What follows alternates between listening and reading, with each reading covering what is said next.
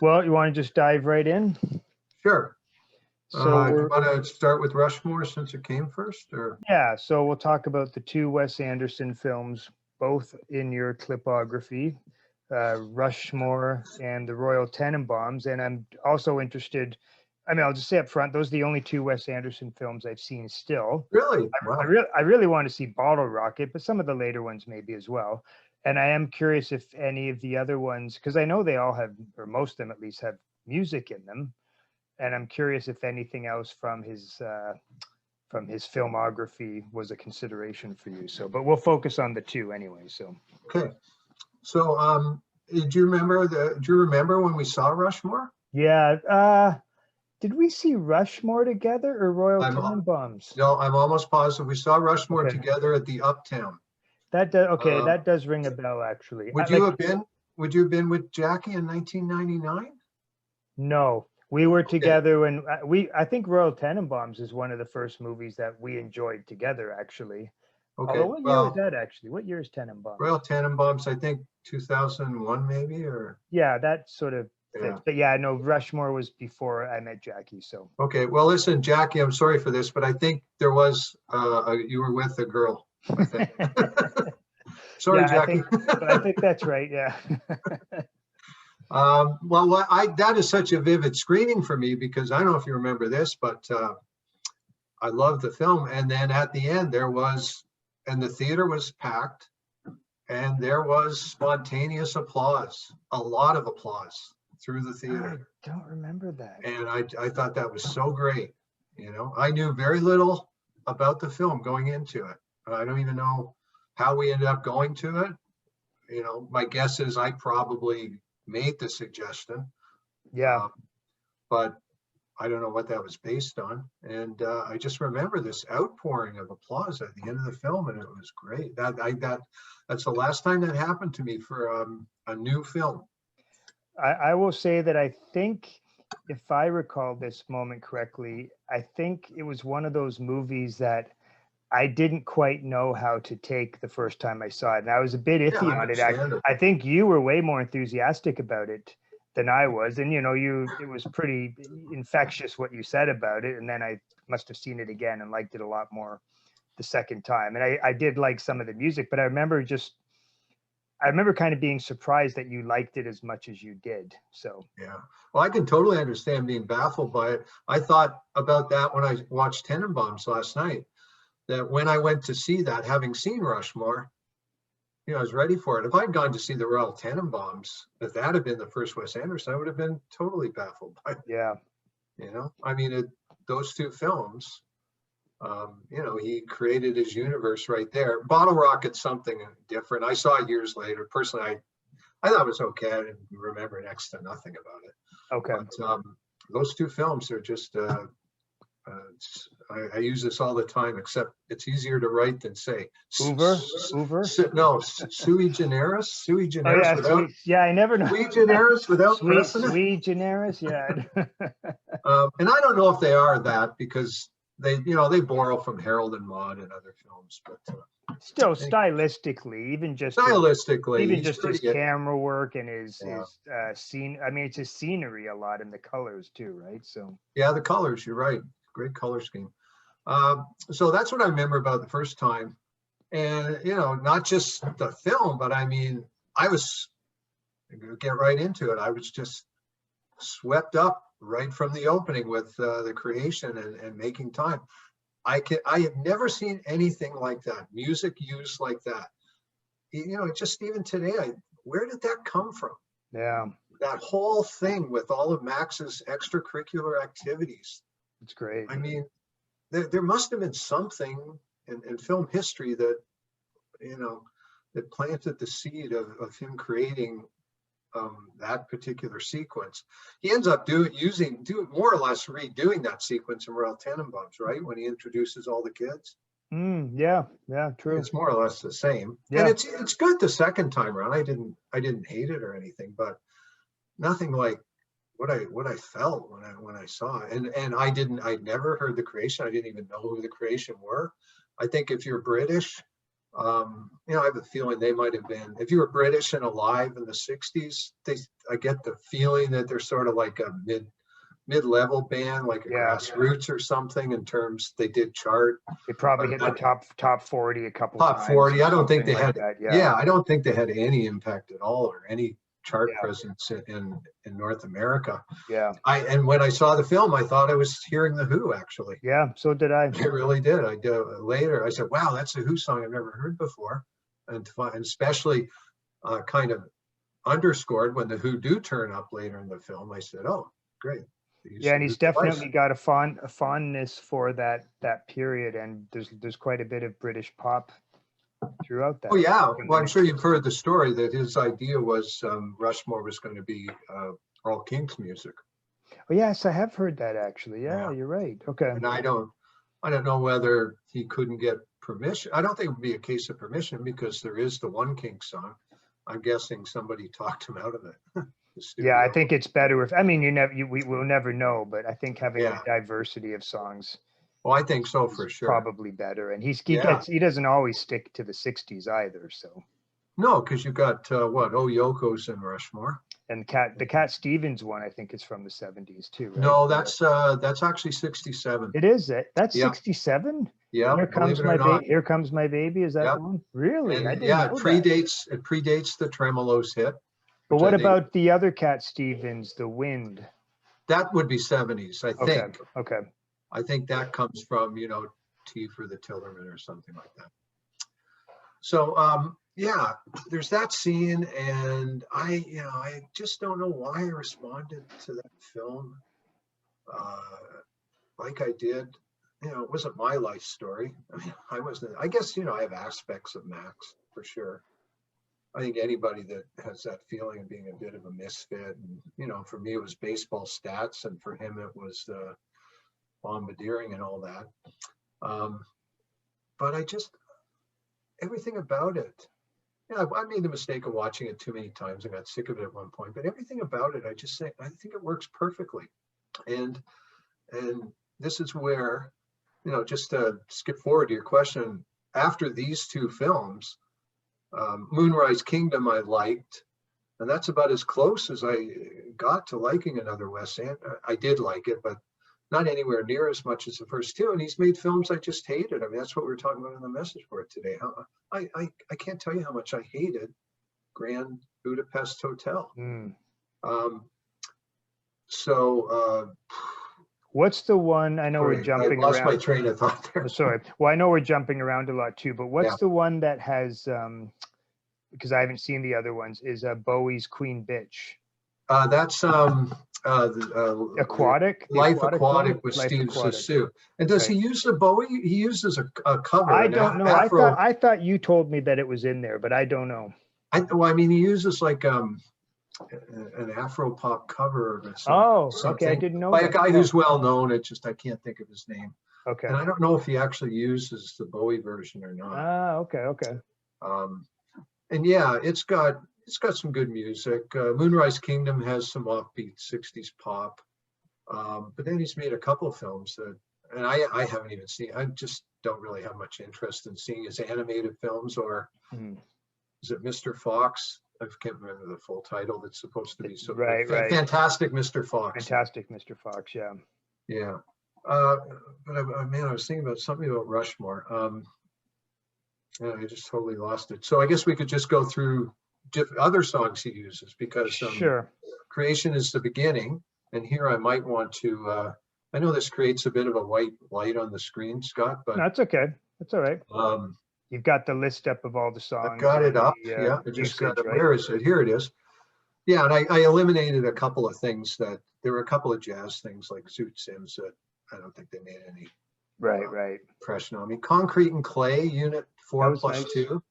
That's where he's trying to save Latin, which I thought was great. Right. I guess that's what I was saying. I was saying I didn't really relate to Max, but I still, this is what I wanted to say. The one thing I do believe about Rushmore, the idea that it's just this quirky offbeat thing, which is how people often put it down, and how I often put down other films like that. It's like, what universe is this? I think there's so much in that film that's actually moving, that gets to me on an emotional level. Yeah. You know, certainly when Margaret Yang comes to visit him and the Rolling Stones are playing, the ending I love. There's stuff with Bill Murray, Herman Bloom, I find very moving. Yeah. So I do think that film is anchored in the world, in the real world, in the world of feelings and emotions. Whereas by the time you get to Grand Budapest Hotel, for me, it's gone completely off the rails, and it's it's all quirkiness. It's all quirkiness, and other people disagree. Yeah. So unit 4+2, I guess that's good. I wouldn't count it as outstanding. It's not used. It's pretty short. I did watch the movie recently. It's pretty brief, actually. Yeah. So the next thing I absolutely love, and in another film, it would have been in the book, Bill Murray throwing golf balls in the pool, and nothing in the world can stop me. Yeah. For that girl. God, I love that song. That's great. Yeah. And it's not really necessarily the kind of song I would normally love, because it's not like a normal Kink song in some ways. Mm-hmm. Just spare and spooky. And it works so well in that scene. And I think that scene is an explicit homage to The Graduate, where Dustin Hoffman goes underwater with the flippers and stuff. Yeah. Summer Song, that's great. Happy, and Max has his aquarium project. Summer Song. Chad and Jeremy. Oh yeah, I like that one actually. That's right. Yeah. And you actually bought me the Unit 4+2 album. Come to think of it. Did I really? You gave me the vinyl one year. Wow. Okay. Here Comes My Baby, I love. That's great. That's maybe my favorite music moment. Is that just Max again, he's happy, he's just kind of skipping along? Yeah, what it is, it's so the scene is, I think, like, he's been sort of what's the teacher he falls in love with or whatever. She's kind of made it clear. Yeah, I can't remember her name. Miss Cross? No. Maybe. But it's before Bill Murray sort of, ends up, his affections become known, but it's at the point where she sort of has to make it clear to Max, like, no, you're 15 years old, I'm still a teacher, blah, blah, blah. And I think he's kind of heartbroken, but then he sort of goes back to her something, and he says, like, well, or she says, well, so we'll be friends. And he says, yes, but I'm going to need some tutoring. And she has a look on her face like, oh, here we go again. And then it's just and so the first clip is of him. You see him nodding his, like she's teaching some math or something. He's nodding his head, and then it goes up close to him, and he's at this little kid's seat, like a kindergarten seat or something. And then, it's just all these folly. The one thing I would say about that scene that's interesting is, and I do think the song sounds amazing, and I don't really love the song that much. It's okay, but in the movie it sounds great. But sorry, Here Comes My Baby. Here Comes My. Okay, I do love that song. I came to like it because of the movie, but in subsequent years, it's okay. Like, I don't dislike it. It lives in the movie for me. In the movie, it's great. Yeah. But it's a perfect sort of Wes Anderson type of like moment, a contradictory moment, is when I just rewatched it again a couple of weeks ago. I kind of winced a little bit towards the end of the scene, because it's funny, but it's the thing where he's the cheerleader. And he starts doing the flips, like, and I thought, okay, this is like, he wouldn't be doing that. Like, if he knew how to do that, he wouldn't be Max with all his problems. But I did laugh, and the scene ends so perfectly, because I've never seen Bill Murray have a smile on it. Like, Bill Murray is just killing himself, but he's kind of trying to hold it in a bit too. And just Bill Murray's face is just so priceless. He is so good in that film. You can't help like love that bit, even though it is okay. I know the whole movie in some way has a veneer of ridiculousness. I thought in that one bit at first, like I said, I winced a little bit at first. I'm like, oh, come on. Like, I got that image now of him doing the cartwheels. But it's just so damn funny. Like, you just have to, you throw all your sort of misconceptions aside and just go with it. And it's great. I love Bill Murray's smile at the end of that, though. It's just priceless. As great as Bill Murray is in Lost in Translation, I don't think he has ever surpassed his performance in Rushmore. He's great. And I'll mention now, because it has nothing to do with the music, so it won't come up again. I talked about this, the look on his face when Max introduces his father. As the barber, And yeah, and he realizes he's a barber.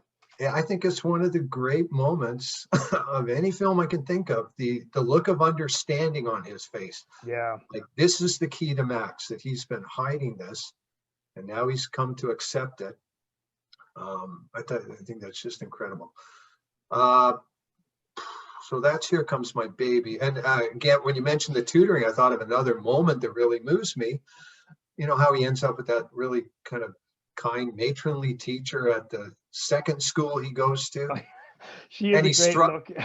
I know, yeah, and he struggles. You know, I'll never forget the speech he gives the Oh yeah, first that's day. great. That's great. I'm not better than any of you. I want you to train. Look, Yeah, they're just and, looking at him. and he said the thing like, and I'm gonna start. What is the club he's gonna? I'm gonna not scuba, but it's something. Oh, fence. I'm gonna start fencing, and I'm gonna bring it to you guys. I promise you guys, I'm gonna do my best or something. But the Some most. ridiculous thing. What I love is when he gets the math test back, Oh where he yeah, gets that's like it. a C plus, and And she smiles at him. she looks at him like almost winks, like. Yeah, she nods. I think she nods and she Yeah, winks. And that's such a great moment. yeah. No, that's great. I didn't even mention this in the Donovan piece. There's another Donovan song called Jersey Thursday. Oh, I didn't even catch Max that. enters Rosemary's classroom and thanks her for ruining his life. He then goes and watches a fire burn. Must be pretty I think I short. can vaguely remember. Okay. Next one, just utterly fantastic. Quick one while he's away. The Oh Who. yeah, that one really Yeah, got to me on this viewing. Yeah, that is amazing. so sinister the way it's used. Starting with him, like when Bill Murray first, the first two or three B's, and then there's 10 B's, and then he gets this smile on his face. Another great facial expression. Like he's getting Like, attacked by okay. these bees, but he can't help. Oh, it's Oh Max. yeah, Like you it's can great. tell total admiration. He's like game on, and then you switch to Max in the elevator, and Oh just he yeah, does something with his head. He's got this really sinister look on his face and it's in slow motion, I think, and it's in clearly. slow motion. I Yep, feel like they're trying to make him look like almost like a Pete Townsend character. Like very much there's so. a mid-60s sort of rock star feel to that for sure, and it's just so funny to see him so arrogant all of a sudden. It's Yeah, great. very much so. And then the whole thing with the bike and it, the Who song keeps playing. That is just brilliant. And the next one, if it weren't for the creation, this would have been my pick. I Am Waiting. That's Rolling great. Stones. I never heard that song until I saw Rushmore. Mm. It just was not a song that got played on the radio. That's Aftermath, right? Yep, yep. Never had a copy of Aftermath.